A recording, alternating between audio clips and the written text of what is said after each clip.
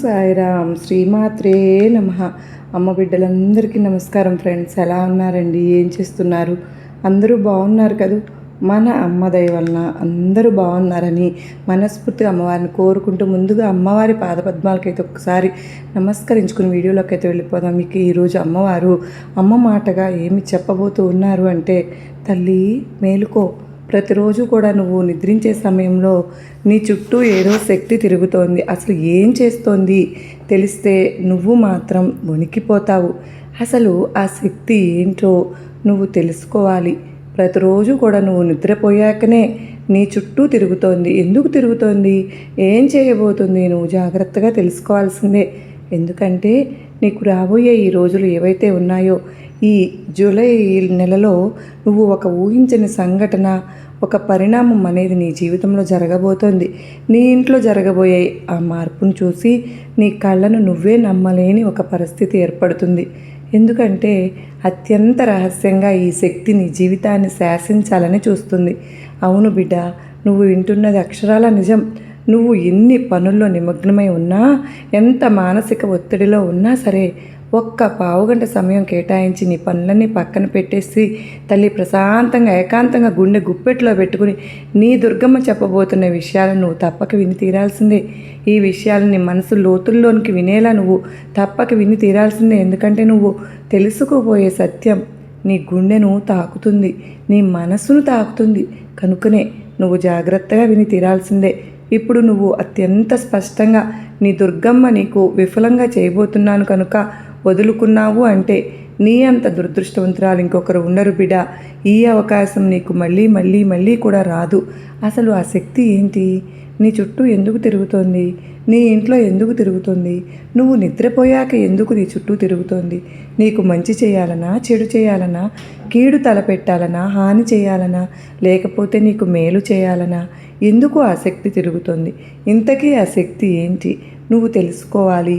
తెలుసుకున్నావు అంటే నీకు కాళ్ళల్లో వణుకు పుడుతుంది, నిలువెల్ల వణుకు పుడుతుంది. కనుక జాగ్రత్తగా తప్పకుండా విని తీరాల్సిన సమయం అయితే వచ్చేసిందంటూ అమ్మవారు ఈరోజు ఒక హెచ్చరికతో కూడినటువంటి నిగూఢార్థం దాగి ఉన్న సందేశంతో అమ్మవారు ఈరోజు వచ్చారు ఫ్రెండ్స్. అందుకే ఏం చెప్పబోతున్నారు, అసలు విషయం ఏంటి, అమ్మవారి మాటలు వినకుండా మర్మం ఏంటి తప్పకుండా తెలుసుకోవాలండి. ఎందుకంటే ఎవరైనా సరే అమ్మ బిడ్డలు మనకు చెవిన పడింది ఏదైనా అంటే కనుక అమ్మవారి సందేశాన్ని మన కోసం మాత్రమే తీసుకొచ్చారని కదా మరి అర్థం.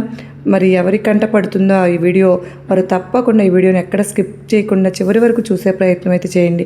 అప్పుడే అమ్మవారు చెప్పబోతున్న ఆ శక్తి ఎవరు, ఆ శక్తి ఏంటి, అసలు మన చుట్టూ ఎందుకు తిరుగుతుంది, మనం నిద్రపోయాక వస్తుంది, మనం తెలుసుకోలేకగలుగుతున్నారు.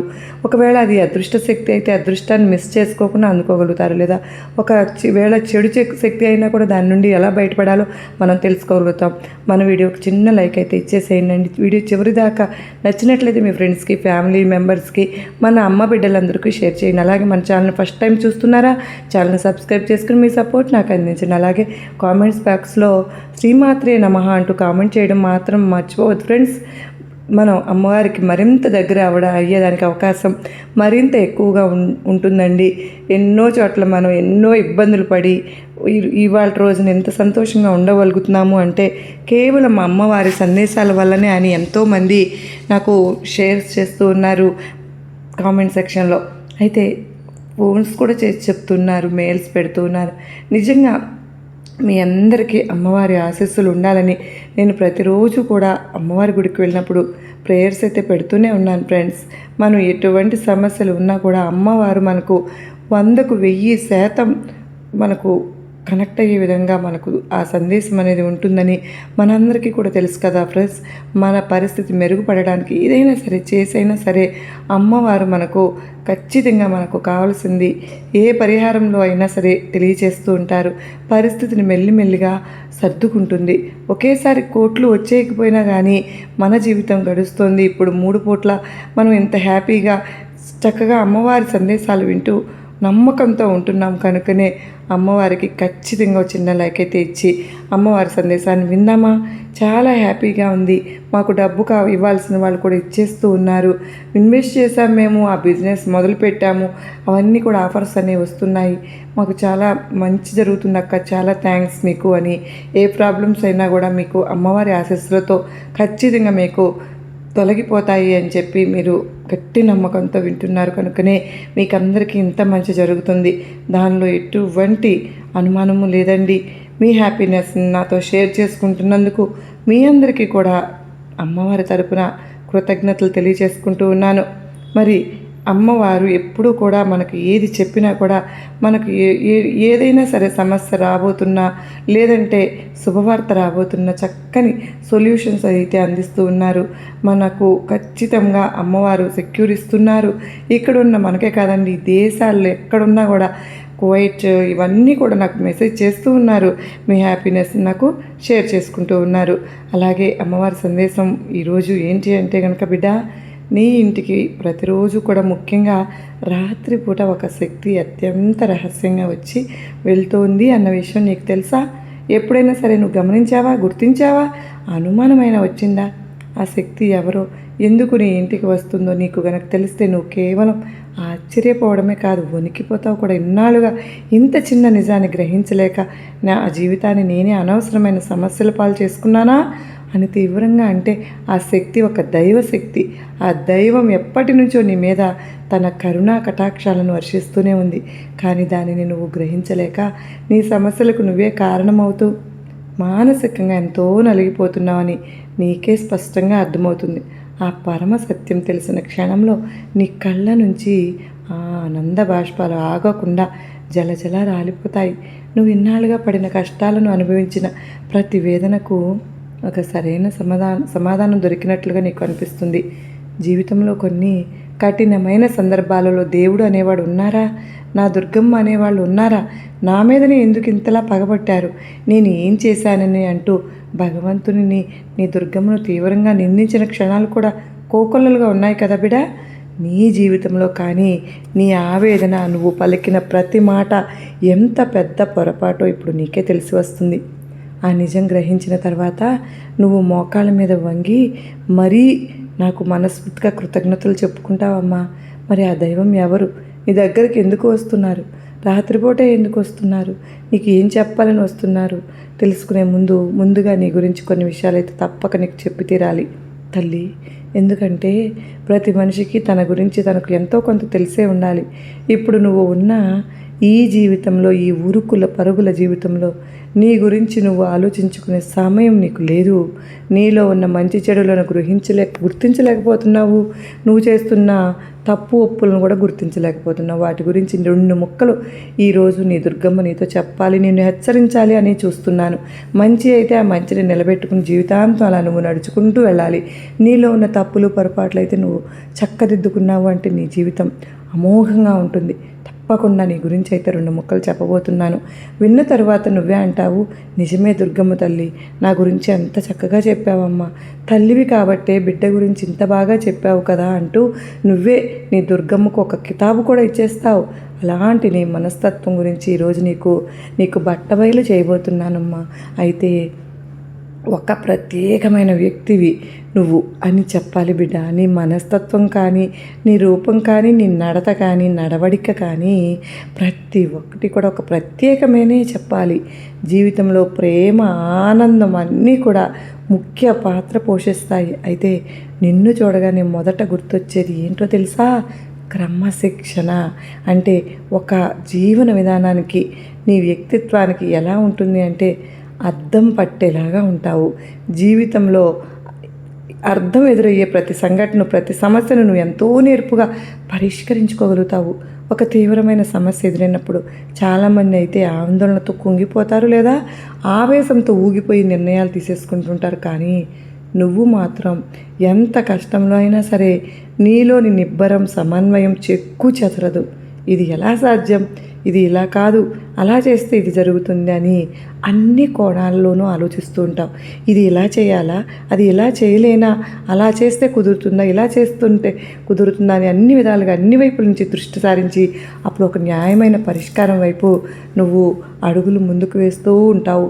ఎంత చాకచక్యంగా ముందుకు వెళ్తావు అంటే నిన్ను చూసి నాకు ఎంతో గర్వంగా అనిపిస్తూ ఉంటుంది. నా బిడ్డ ఎంత మంచి మంచి నిర్ణయాలు తీసుకోగలుగుతుంది అని చెప్పి నిజంగా నిన్ను ప్రతి ఒక్కరూ కూడా ఇన్స్పిరేషన్గా తీసుకోవాలమ్మా. అలాగా ఒకరికి ఇన్స్పిరేషన్గా నీ ప్రవర్తన అనేది ఉంటూ ఉంటుంది. నిజంగా అందరూ అలా ఉంటే ఎంతో బాగుంటుంది కదా అని నేను ఎన్నోసార్లు అనుకున్నాను. అయితే బిడ్డ, నువ్వు ఇలాగే ఎప్పుడూ కూడా మంచి నిర్ణయాలు తీసుకోవడం వల్లనే విజయం అనేది నిన్ను వరిస్తూ వచ్చింది. న్యాయమైన పరిష్కారం వైపు అడుగులు వేస్తావు. అదేవిధంగా జీవితంలో ఏదైనా గొప్ప విజయం సాధించినప్పుడు లేదా ఊహించని సంతోషం కలిగినప్పుడు కూడా నువ్వు గాలిలో తేలిపోవు, ఆనందాన్ని మనస్ఫూర్తిగా స్వీకరిస్తావు. ఇదంతా నాకు దుర్గమ్మ ప్రసాదించిన భిక్ష అనుకుంటావు. కానీ ఆ ఉత్సాహంలో నీ బాధ్యతలను కానీ వాస్తవికతను కానీ అస్సలు మర్చిపోవు. సుఖమైన దుఃఖమైన ఒకేలాగా స్వీకరించే ప్రజ్ఞత నీ సొంతమనే చెప్పాలి. ఎప్పుడూ కూడా ప్రశాంతంగా చలాకీ కనిపిస్తావు. లోపల ఎంతటి తుఫాను చెలరేగుతున్నా, ఎంత పని ఒత్తిడి ఉన్నా కూడా ఆ ఒత్తిడిని నీ ముఖంలో కనిపించనివ్వవు. నీ ప్రశాంతమైన ముఖం చూసి అందరూ అనుకుంటారు, వీరికి అసలు ఏమైనా సమస్యలే లేవేమో, ఎలాంటి కష్టాలు లేవేమో అని ఎదుటివారు అనుకుంటూ ఉంటారు. కానీ సర్వసాధారణమే కదా. మరి ఏదైనా ఒక పని మొదలుపెట్టే ముందు ఎంత కష్టమో, ఎన్ని అడ్డంకులు ఎదురవుతాయో నీకు చక్కగా తెలుసు. అయినా సరే భయపడి వెనుకడుగు వేయటం అనేది నీ రక్తంలోనే ఉండదు. ధైర్యంగా ఆ పనిని స్వీకరించి దాన్ని విజయవంతంగా పూర్తి చేయడానికి అవసరమైన ప్రణాళికలను ఎంతో చాకచక్యంగా సిద్ధం చేసేసుకుంటూ ఉంటావు. నీ జీవితంలో ప్రతిదీ కూడా అన్నీ కూడా ఒక సమతుల్యతతో తీసుకువెళ్తూ ఉంటావు. నీ జీవనశైలి ఎలా ఉంటుందో తెలుసా? నీ కుటుంబానికి మధ్య, స్నేహితులకు, సొంత వాళ్ళకు మధ్య, సంపాదనకు ఖర్చుకు మధ్య ఇలా ప్రతి విషయంలో కూడా ఒక అద్భుతమైన సమతుల్యత పాటిస్తూ ఉంటావు. ఈ లక్షణమే నిన్ను అందరిలో కూడా ప్రత్యేకంగా నిలబడుతుందమ్మా. నీకున్న మరో గొప్ప లక్షణం ఏంటో తెలుసా బిడా? నువ్వు గనక నీ జీవితంలో ఏదైనా ఒక రహస్యాన్ని వేరే వాళ్ళు నీకో చెప్పుకున్నారనుకో, అది నీ హృదయంలో భద్రంగా అలాగే ఉండిపోతుంది. ప్రాణం పోయినా సరే ఆ రహస్యాన్ని మూడవ వ్యక్తికి చేరతీయవు. అందుకే నిన్ను అత్యంత నమ్మకస్తులైన స్నేహితులుగా, ఆప్తులుగా నిన్ను అనుకుంటారు. ఆ విధంగానే నువ్వు పేరు కూడా తెచ్చుకుంటున్నావు. నీ స్నేహానికి విలువ కట్టలేరు ఎదుటి వాళ్ళు అనుకుంటున్నారు. వీరి స్నేహానికి అసలు విలువ కట్టలేం అని ఎదుటి వాళ్ళు కూడా, నీ స్నేహితులు కూడా అనుకుంటూ ఉంటారు. నిజంగా నువ్వు ఎవరికైనా ఒక స్నేహితుడిగా ఉన్నావు అంటే వారు అదృష్టవంతులే అని చెప్పాలి. కష్టకాలంలో భుజం తట్టి ధైర్యం చెప్పడమే కాదు, అవసరమైతే వారి కోసం ఎంత పోరాటానికైనా కూడా సిద్ధపడుతూ ఉంటావు. నువ్వు ఇచ్చే సలహాలు కూడా ఎంతో న్యాయబద్ధంగా ఉంటాయి, ఆచరణాత్మకంగా ఉంటాయి. అందుకే నీ కుటుంబంలో కానీ, స్నేహితుల్లో కానీ ఎట్టి పరిస్థితుల్లో కూడా నిన్ను దూరం చేసుకోవడానికి ఎవ్వరు కూడా ఇష్టపడరు. ఎందుకు అంటే అంత అద్భుతంగా ఉంటావు కనుకనే వారి ఉనికికి నువ్వు ఒక రక్షణ కవచంలాగా ఉంటావు. వారికి నీ సాంగత్యంలో ఏదో ఒక తెలియని భరోసా, ఒక మంచి శక్తి అన్నది నిండుతుంది. వాళ్లకు నింపుకుంటూ ఉంటారు. నువ్వు ఉంటే పక్కన కొండంత అండ అనుకుంటారు. వారు పక్కన ఉంటే చాలు, ఎంత పెద్ద సమస్యను ఎదుర్కోవచ్చు అన్న ధైర్యం వస్తుంది అని అనుకుంటూ ఉంటారు. ఇంకొంతమంది అయితే నిజంగా భగవంతుడే నా కోసం ఇలాంటి వ్యక్తిని నాకు తోడుగా పంపించారు, నా స్నేహితుడిగా, నా కుటుంబ సభ్యునిగా, నా అన్నగా, నా తమ్మునిగా, నా భర్తగా, భార్యగా, నా బిడ్డగా ఇలా పంపించారేమో అని అనుకుంటుంటారు. నీతో ఉన్నవాళ్ళు ఎందుకంటే నువ్వు నీ వారిని కాపాడటానికి, వారి సంతోషం కోసం అంతలా తపన పడిపోతూ ఉంటావు. ఎలాంటి స్వార్థము లేకుండా నిస్వార్థమైన ప్రేమను పంచడంలో నీకు నువ్వే సాటి తల్లి. జీవితాన్ని ఆస్వాదించడం నీకు చాలా చక్కగా తెలుసు. జీవితంలో ఏ క్షణంలో ఎలా జరుగుతుంది, దాన్ని ఎలా తీసుకోవాలి అన్నది కూడా నీకు చక్కగా తెలుసు. ఎలాంటి స్వార్థం లేకుండా నిస్వార్థమైన ప్రేమను పంచడంలో నీకు నువ్వే సాటి. ప్రతి క్షణాన్ని పండగలాగా జరుపుకుంటావు. చిన్న చిన్న విషయాల్లో కూడా ఆనందంగా వెతుక్కుంటావు. రేపటి నుంచి ఎక్కువగా ఆందోళన పడకుండా వర్తమానంలో జీవించడానికి ఎక్కువ ప్రాధాన్యత ఇస్తూ ఉంటావు కదా. మనసుకు ఏది అనిపిస్తే అది చేస్తావు, కానీ అది ఇతరులకు హాని కలిగించకుండా చూసుకుని జాగ్రత్త పడుతూ ఉంటావు. అయితే నీ కుటుంబం సంతోషం కోసం నీ ఆనందాన్ని కూడా త్యాగం చేయాల్సి వస్తే మాత్రం ఒక్క క్షణం కూడా ఆలోచించకుండా చేసేస్తూ ఉంటావు. నీ కలలను, ఆశయాలను పక్కన పెట్టి మరి వారి కోసం జీవించడానికి ఇష్టపడుతుంటావు. ఈ త్యాగంలో కూడా నువ్వు ఒక రకమైన సంతృప్తిని వెతుక్కుంటావు బిడ్డ. నీకు ప్రశాంతమైన వాతావరణం అంటే ఎంతో ఇష్టం. గొడవల్లో, అనవసరమైన వాదనలు, చికాకు పెట్టే మనుషులు ఉన్న చోట నువ్వు అసలు ఉండవు. నీ ఉనికిని, నీ వ్యక్తిత్వానికి గౌరవం లభించే ప్రదేశంలో శాంతియుతమైన వాతావరణంలో జీవించడానికి ఎక్కువగా ఇష్టపడుతూ ఉంటావు. ఇక నీ వైవాహిక జీవితం, నీ ప్రేమ గురించి చెప్పాలి అంటే చాలా ప్రేమగా ఉంటావమ్మా. నీ జీవిత భాగస్వామిని ఎంతగానో ప్రేమిస్తావు. వారిని కంటికి రెప్పలా కాపాడుకుంటూ ఉంటావు. వారి సంతోషం కోసం ఏదైనా చేయడానికి సిద్ధంగా ఉంటావు. అయితే కొన్నిసార్లు కోపంలో నీ తీవ్రత ఎక్కువ అవుతూ ఉంటుంది. ఏదైనా విషయంలో కనుక కొంచెం కఠినంగా ఉన్నావు అంటే ఆ పరిస్థితి ఎక్కడికి దారితీస్తుందో అని ఎదుటివారు భయపడే అంత కోపం తీవ్రత పెరిగిపోతుంది. అలా ప్రవర్తిస్తావు కూడా. అంటే ప్రేమ వస్తే ఎంతలా ప్రేమిస్తావో, కోపం వస్తే కూడా ఇక తన కోపం ఎక్కడికి వెళ్తుందో అని కూడా భయపడే సందర్భాలు కూడా వస్తాయి. ఇది ఒక్కటి నువ్వు సరిదిద్దుకోవాల్సిన లక్షణం బిడ్డ. నీ మనసులో అనుకున్నది సాధించడానికి, నీ వాదనను నిలబెట్టుకోవడానికి ఎంత దూరమైనా వెళ్తావు. ఇది కూడా తగ్గించుకోవాలి. అయితే కొన్నిసార్లు సంబంధాలలో చిన్నపాటి కలతలకు దారితీస్తుంది. ఇన్నాళ్ళు ఉన్న ప్రేమను, చేసిన త్యాగాలు అన్నింటినీ మరిచిపోయేలాగా చేస్తుంది ఈ మొండి వాదన అనేది. ఇది తగ్గించుకున్నావు అంటే నువ్వు ఒక ఆదర్శమూర్తి, అమృతమూర్తిగా మారిపోతావు. కానీ నీ ఉద్దేశం ఎప్పుడు కూడా మంచిదే అయి ఉంటుంది. అది ఒక్కొక్కసారి ఎదుటివారికి అర్థం కాకుండా పోతుంది కదా. నీ జీవిత భాగస్వామిపై ఉన్న ప్రేమ, బాధ్యతలే నిన్ను అంతలా తీవ్రంగా ప్రవర్తించేలా చేస్తాయి. కోపం ఎంత త్వరగా వస్తుందో అంత త్వరగానే మళ్ళీ కూడా చల్లారిపోతుంది. మళ్ళీ ప్రేమగా దగ్గరికి తీసేసుకుంటూ ఉంటావు.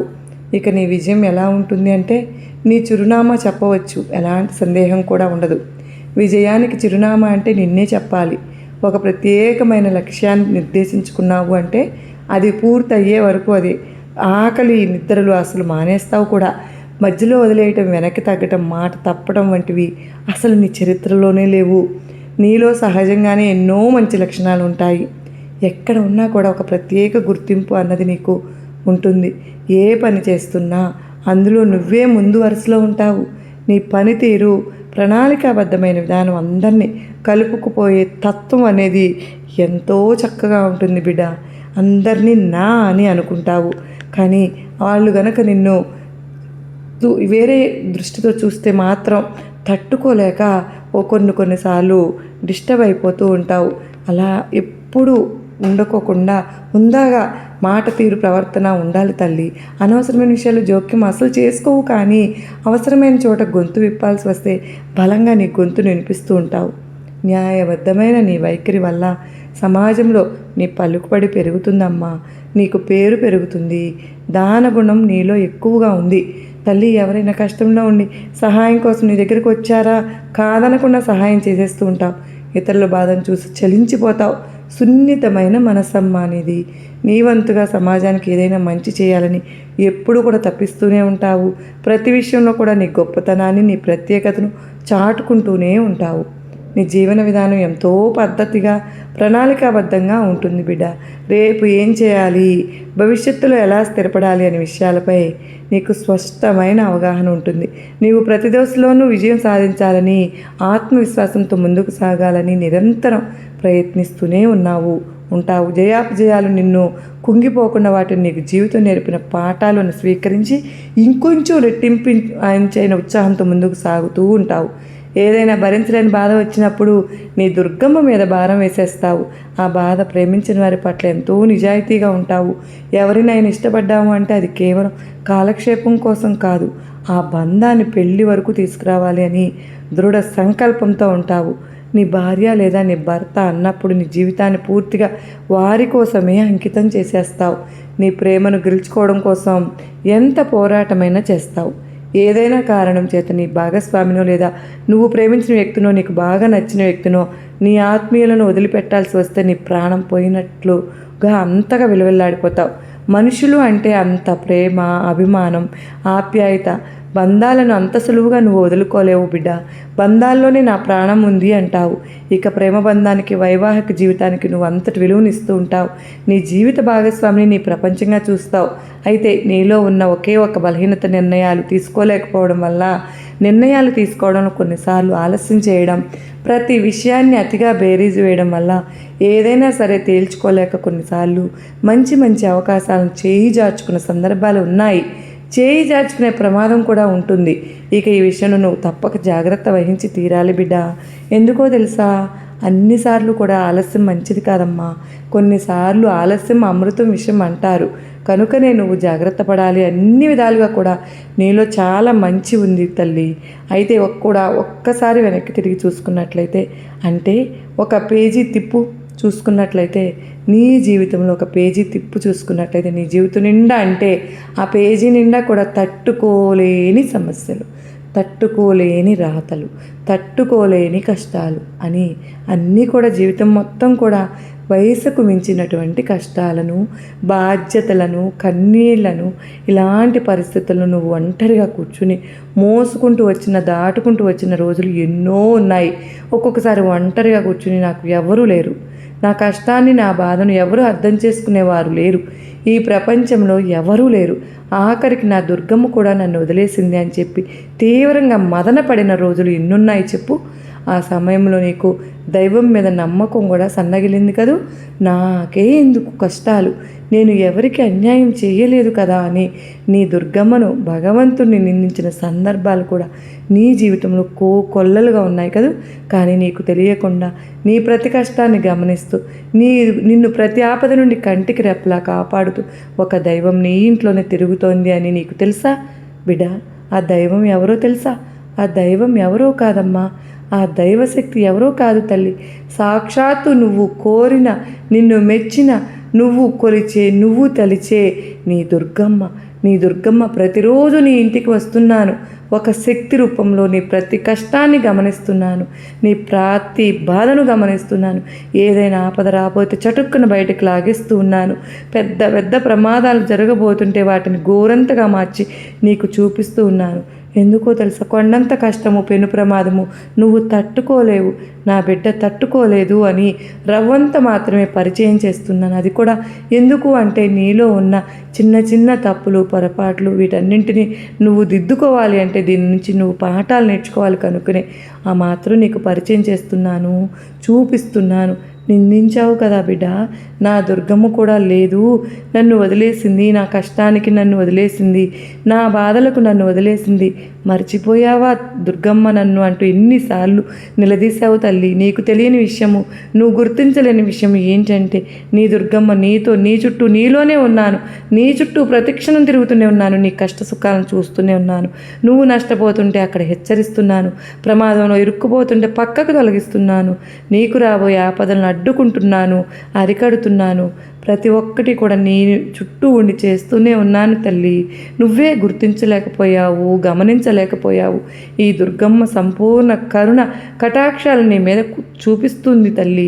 నువ్వు పడుతున్న కష్టాలకు, నువ్వు చూపిస్తున్న సహనానికి, నీలో ఉన్నటువంటి మానవత్వానికి, నీ నిజాయితీకి, నీ ధర్మానికి నీ దుర్గమ్మ మెచ్చింది. అందుకే నీకు ఒక దివ్యమైన శక్తిని, ఒక రక్షణ కవచంలా నీకు అందిస్తుంది తల్లి. నిజంగా స్వయంగా ఒక సూక్ష్మ రూపంలో, ఒక శక్తి రూపంలో నీ ఇంటికి వస్తుందమ్మా. నీ దుర్గమ్మ ప్రతిరోజు కూడా నీ ఇంట్లో అడుగుపెట్టి నాటి నుంచి కూడా నీ జీవితంలో ఎన్నో పెను ప్రమాదాలు, ప్రాణాంతకమైన గండాలు త్రుటిలో తప్పిపోయి ఉన్నాయి. ఒక్కసారి వెనక్కి వెళ్ళి చూడు బిడా, ఒక్కసారి ప్రశాంతంగా వెనక్కి తిరిగి చూసుకో, నీకే అర్థమవుతుంది. నువ్వు ఎదుర్కోబోయిన ఎన్నో భయంకరమైన సమస్యల నుంచి, ఆర్థిక నష్టాల నుంచి, అవమానాల నుంచి నీ దుర్గమ్మ నిన్ను చాకచక్యంగా బయటపడేశాను. లేదంటే నువ్వు ఈరోజు నీ స్థాయిలో ఇంత ధైర్యంగా ఉండేదానివా బిడా?